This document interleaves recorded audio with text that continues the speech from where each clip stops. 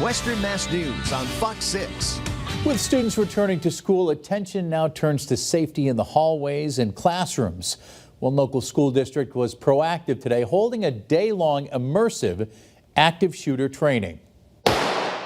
The sound of gunshots echoing the halls of St. Thomas the Apostle School in West Springfield on Tuesday. Security trainers fired blank rounds as part of an active shooter training held for the school's faculty and staff. Is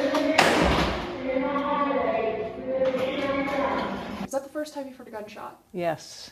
First time I heard a gunshot, and it wasn't what I expected. Much louder than I thought it would be, and very, very scary. And it's something I hope I never hear again. Through the hours-long training, captured exclusively by Western Mass News, teachers heard gunshots, barricaded classrooms, and testing their instincts with a run, hide, or fight drill. We are the protectors of the children and the students in our class. Middle school teacher Stephanie Buellman insists guns in classrooms should never cross over.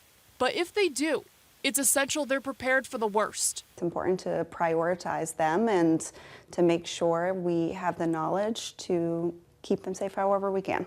Because participants had the chance to apply the skills discussed in the seminar, John Nettis, co-founder of Protective Advanced Safety Services, explains they now have the experience. And that was Olivia Hickey reporting. When we come back, Jana has one last look at our first alert forecast and Critter Corner.